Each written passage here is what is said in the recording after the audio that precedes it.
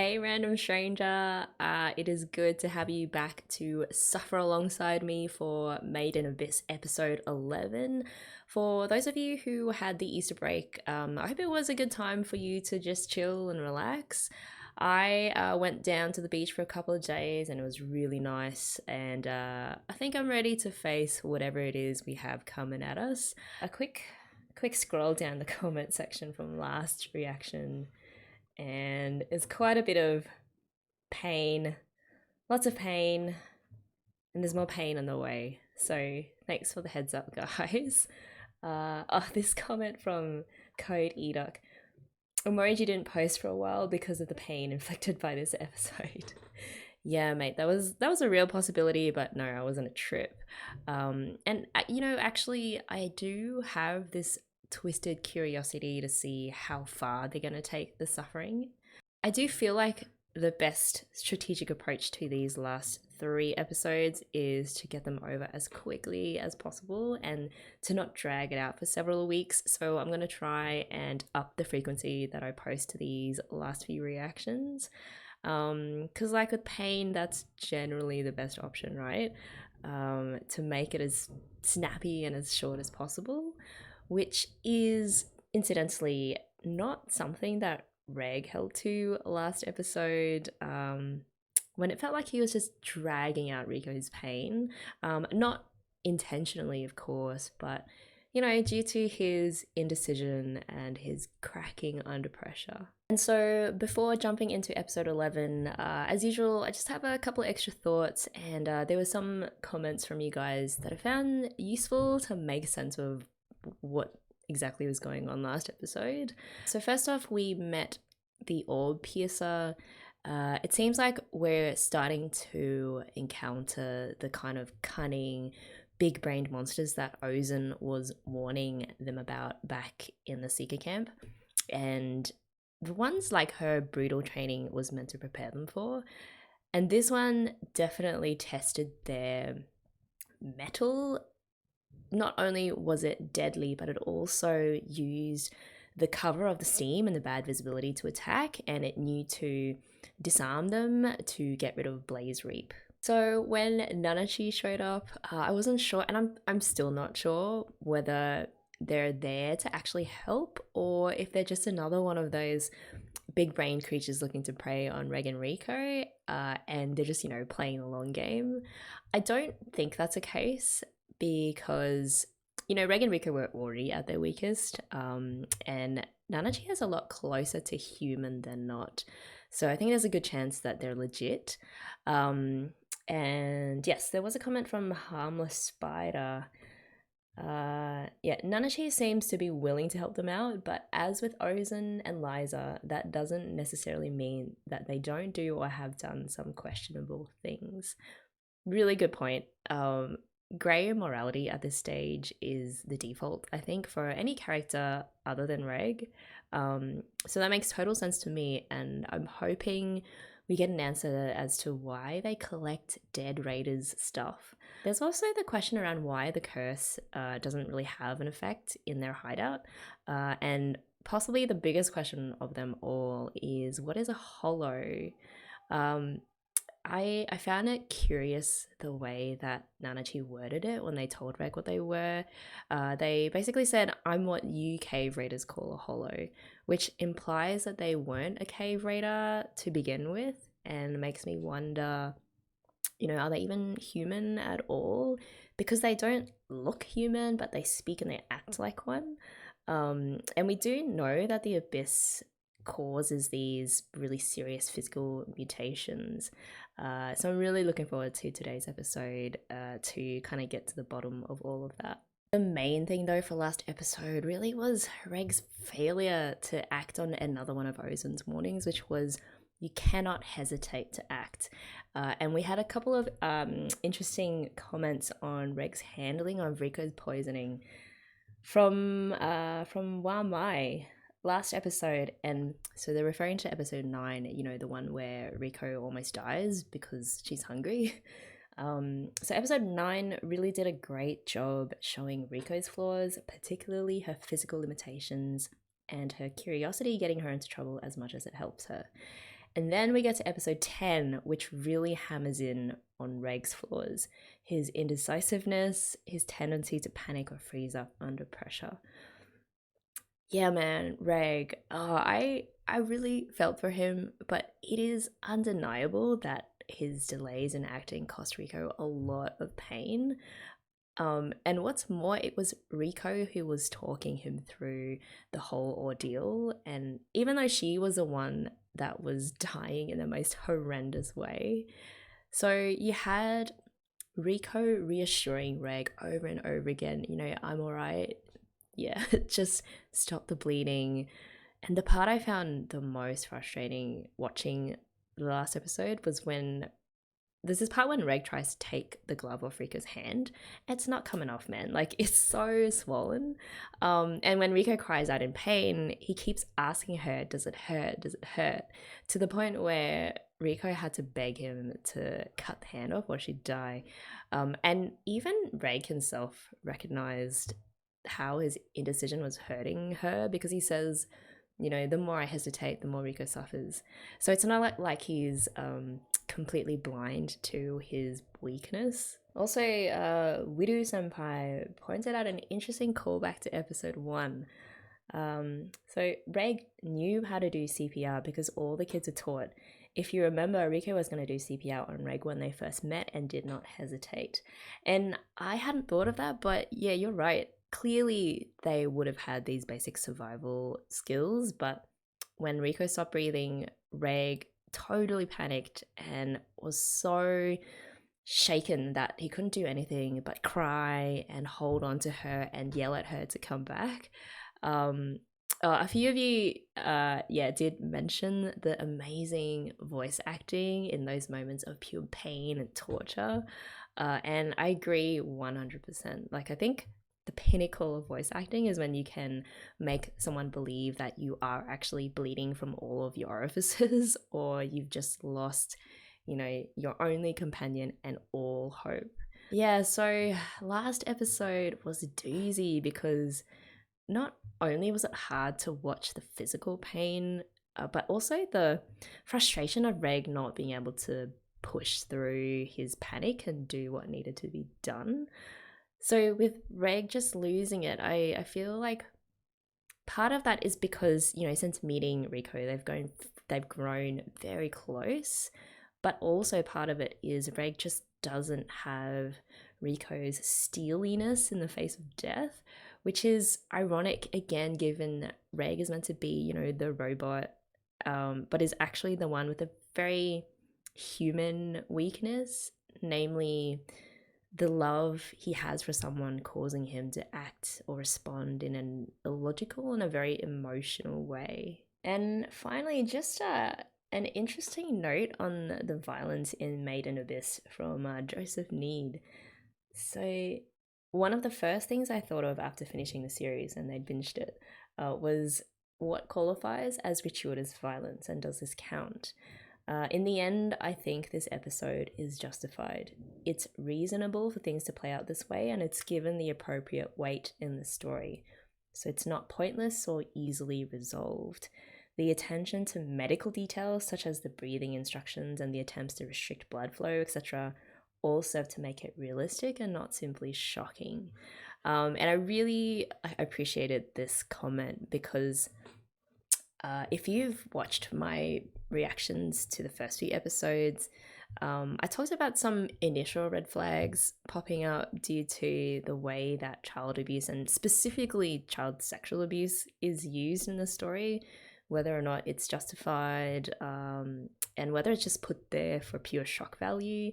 And actually, fortunately, I think those concerns haven't really been an issue for the later episodes.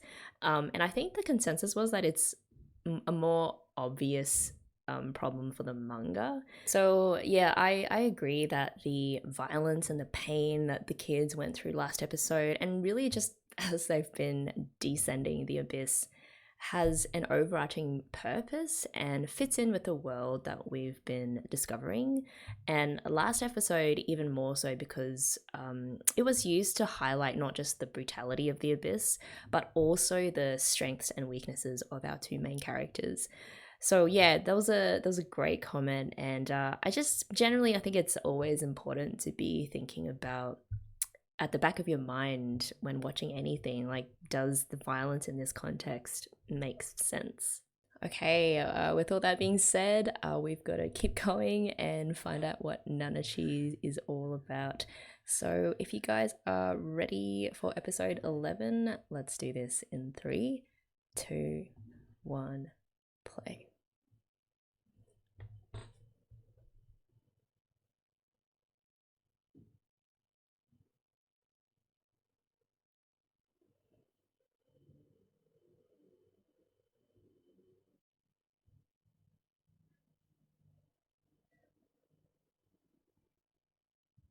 I feel like this is specific to Nanachi.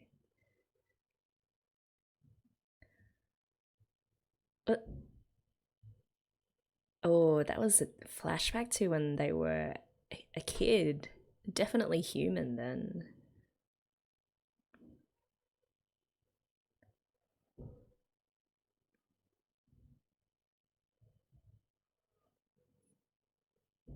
And I guess that's what made them help Rico and Reg. Like, thinking back to their own suffering. They do have a great sense of humor as well.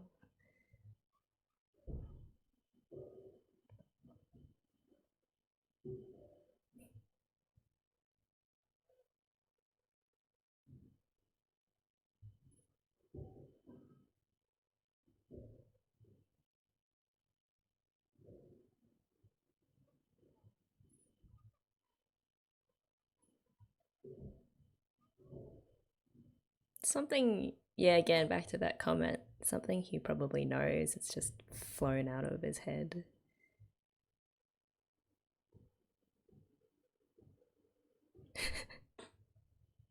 What was that noise?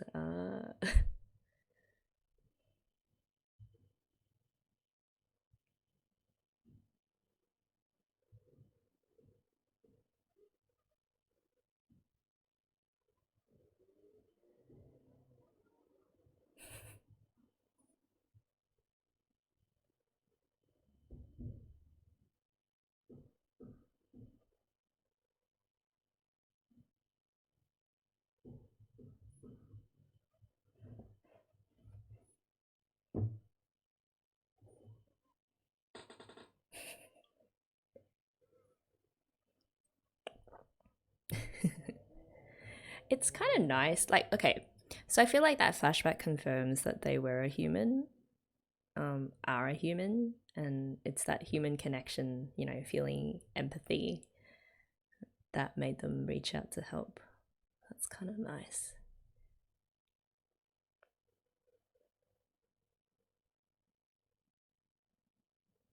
So then a hollow isn't the name of a monster. They do have a tail though.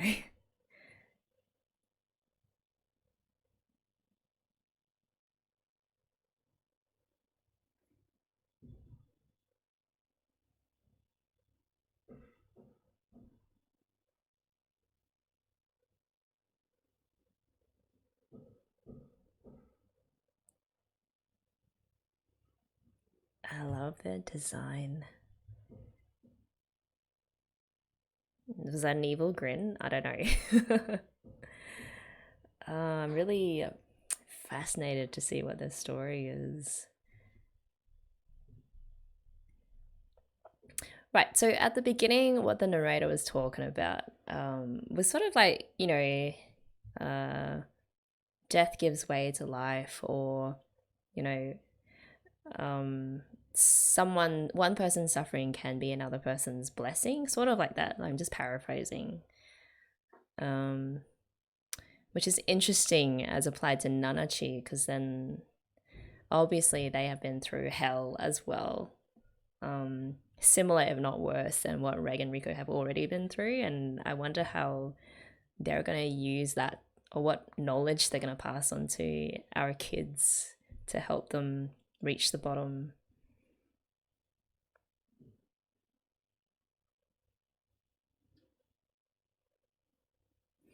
Ugh, though meeting Liza is going to be massive. I'm pretty scared about that.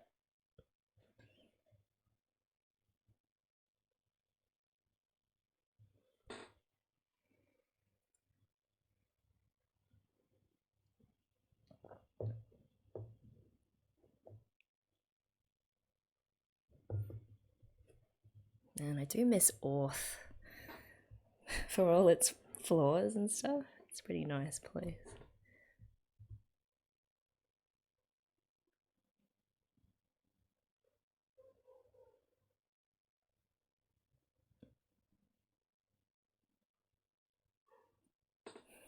The baby cave raiders. Are they still a child though? Is Nanachi a child? Okay, here we go.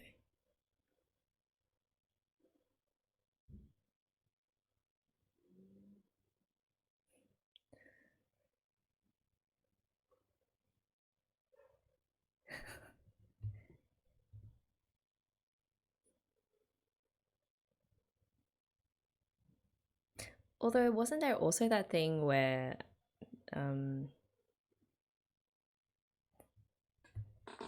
spending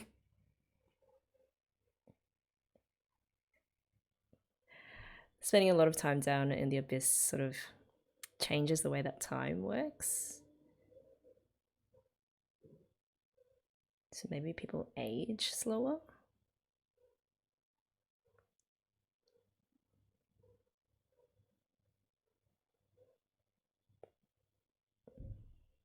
Like a catheter.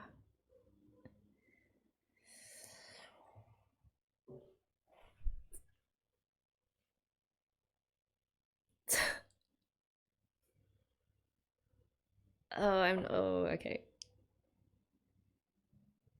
Like nothing is happening. I know it's just like medical procedure, but again, the sound effects, the squishing around and the cutting. Ugh. Okay, I can finally relax. It's all stitched up. It's all good.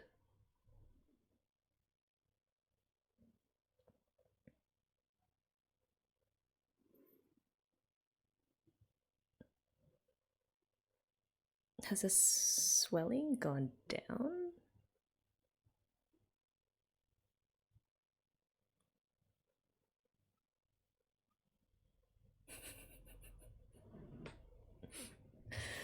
Human contact.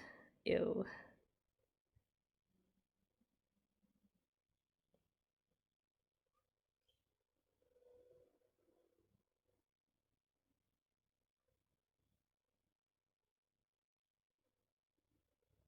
I mean, why? I mean, that's common knowledge, isn't it? Knowing how to amputate your friend's limbs.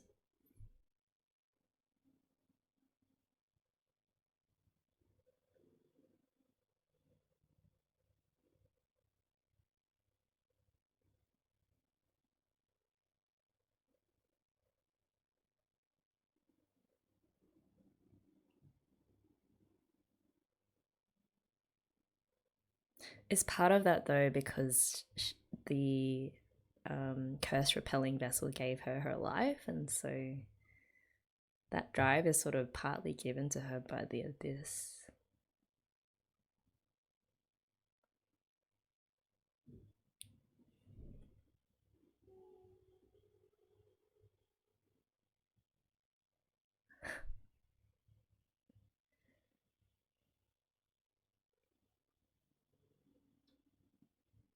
Ah, it was them.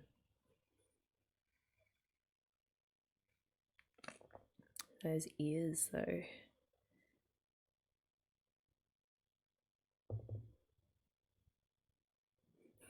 Just observing, seeing how they'd go.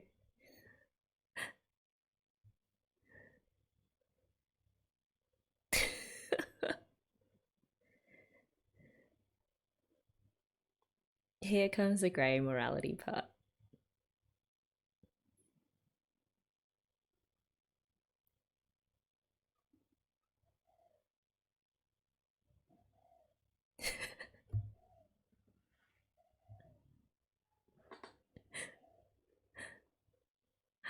I love how they're just so just blasé.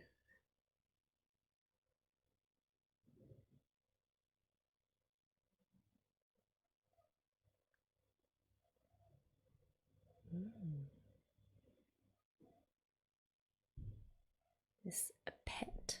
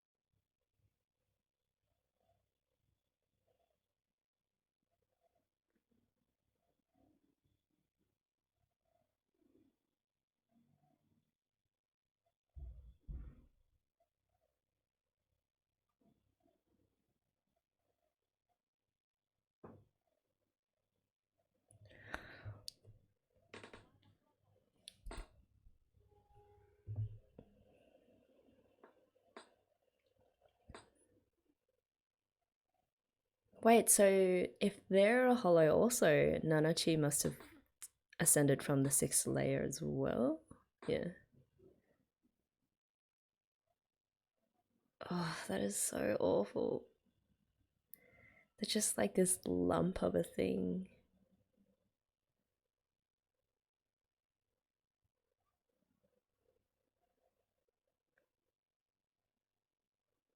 Okay, which I feel, yeah, is the more merciful option.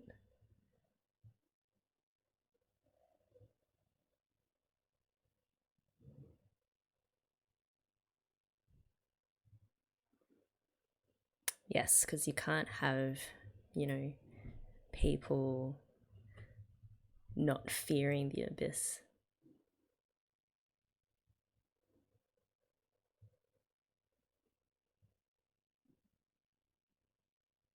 It'd be like a threat to the religion of the abyss being this all-powerful thing.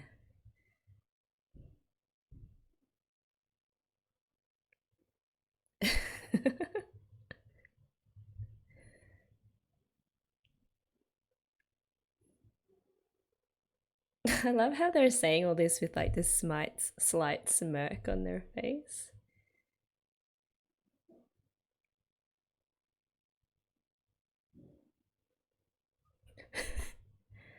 I mean, but how else, you know, their sense of humor probably was a part of why they've survived for so long.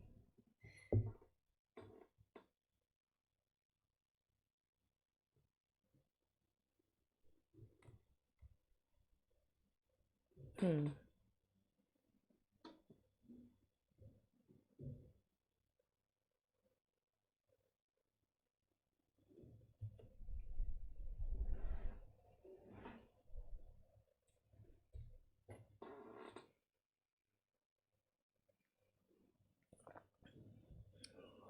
What do they see?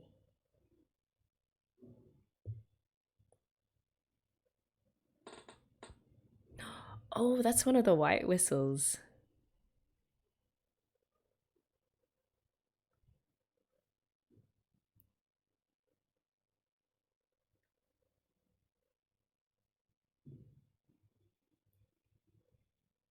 I don't remember what Ozen said about this one, but was that the one that's like the worst out of them all, according to her? So Nanachi was their apprentice? Orbi.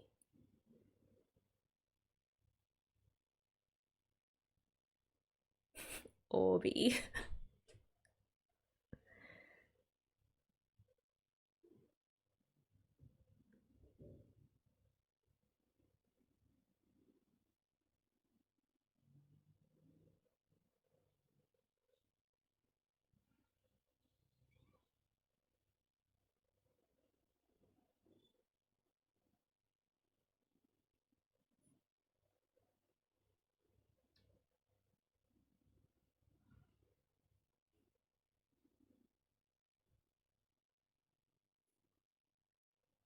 Wow.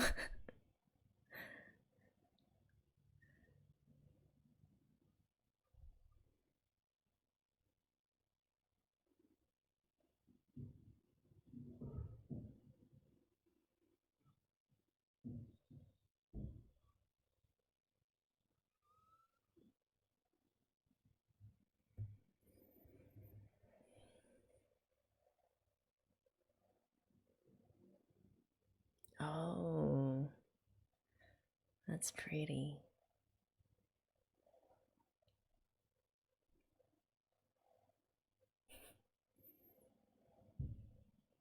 Smells somewhat better. Oh, what is that? It's Pokemon. A shroom bear.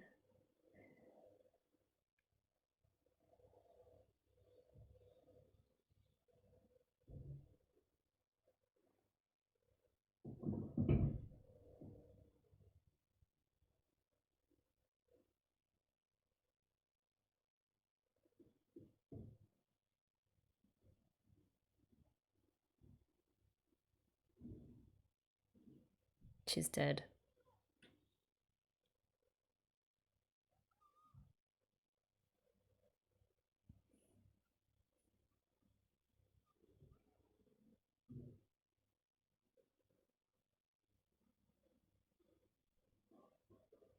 This is so real. This show is too real.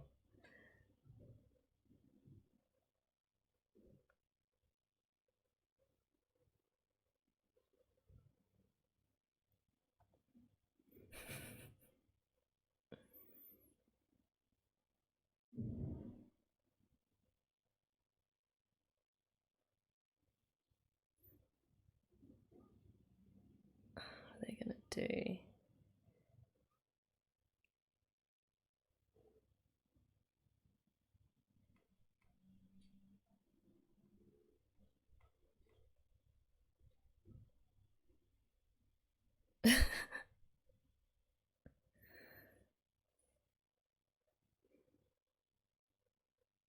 Okay, symbiotic relationship.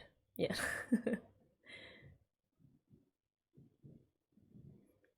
Oh,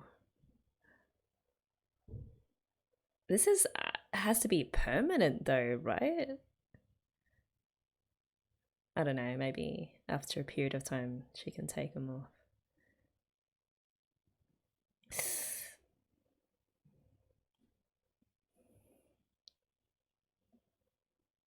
It's just for dinner.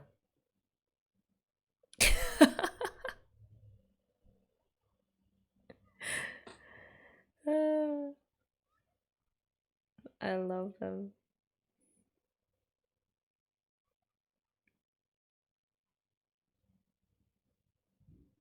They're just completely nonplussed and not stressed at all. Like, they're doing what they can for Rico, but at the same time, they're just like, eh. I bet they're having a lot of fun just getting on Reg's nerves.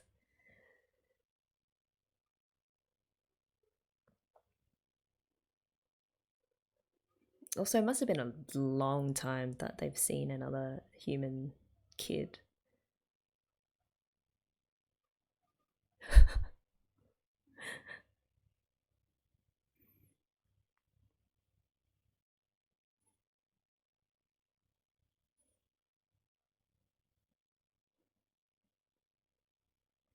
Man, I want more backstory for Nanachi. Like what their connection is with the White Whistle. And what he made her do. Oh, Liza's great grave.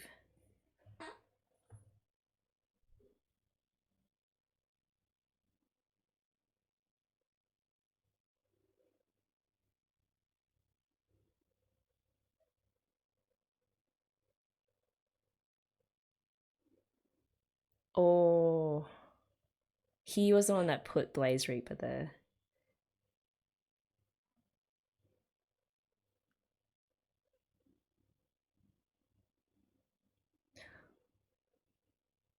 Oh, that's so weird. Yeah. Just happened to land in that spot.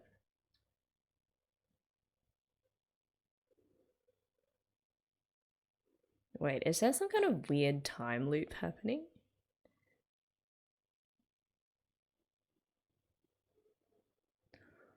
Oh.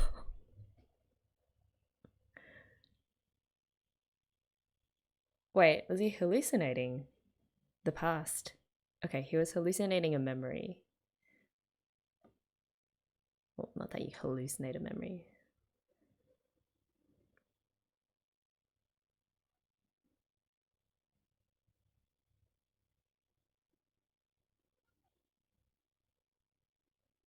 It's not.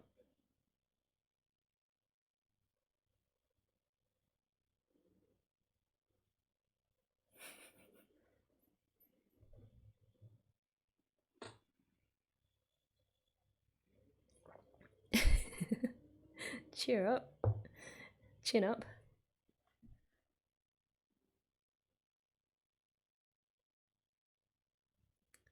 Yeah, more memories of Reg and Liza, please.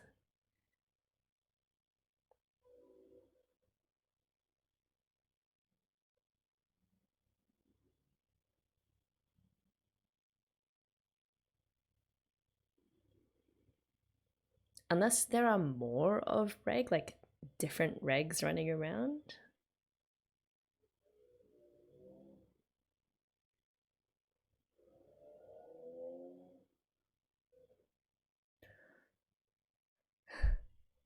Mitty. What is Mitty doing?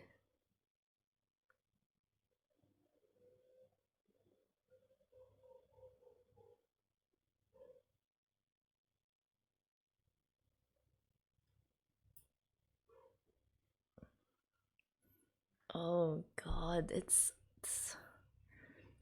eye, it's missing an eye. Its face.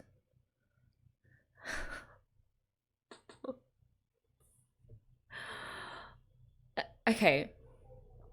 Trying to think. Okay, we got some answers. But then, oh man, as it is with this show, you just, the more you know, the more you don't know. This is great and so frustrating.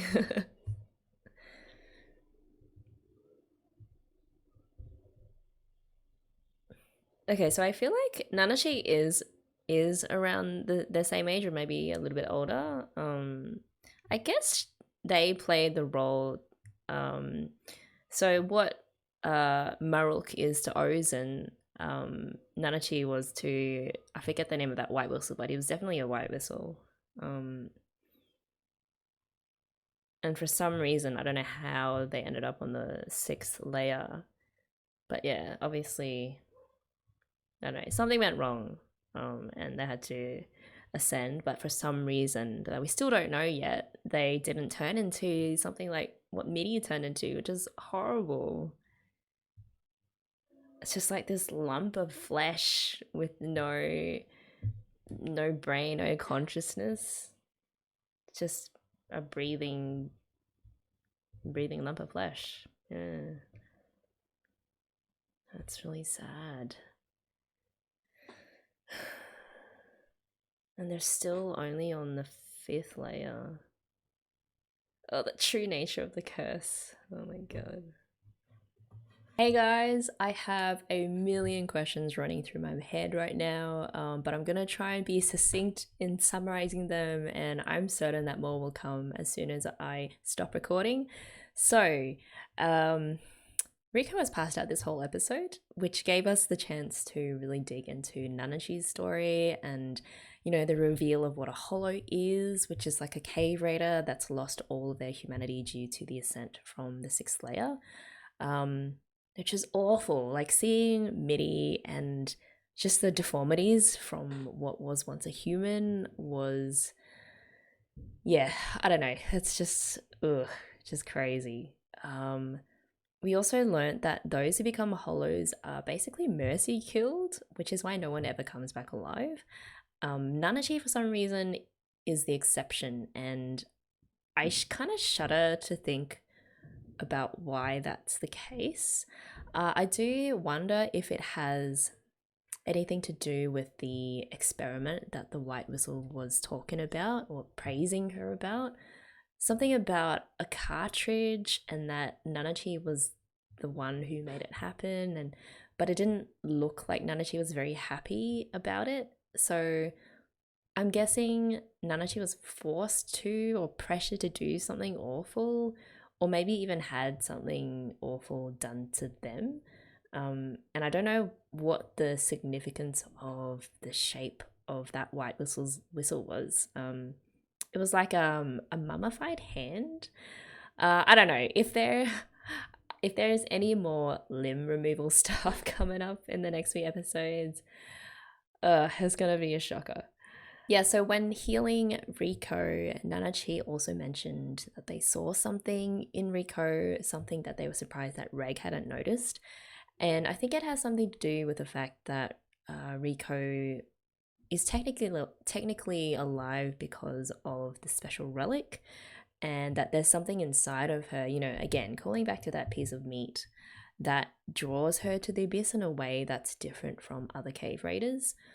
And then there was the whole dream sequence or memory flashback that Reg had of standing at Liza's empty grave and putting Blaze Reap there, where it was later found by Ozen.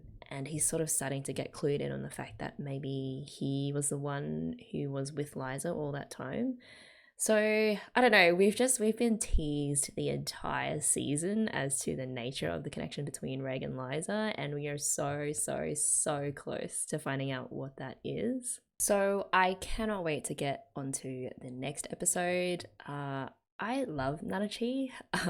I think they're a perfect blend of blaseness but also real empathy, which I feel reflects their status as a human, but one that has been through hell and came up from the sixth layer as sort of something in between a human and a non-human, if that makes sense.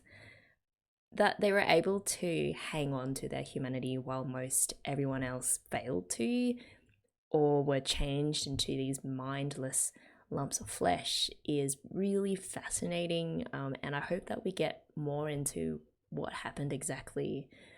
So watch for the next reaction. We are so close to the end, but until then, make sure you guys take care of yourselves and have a great rest of the weekend. I will see you guys all really soon.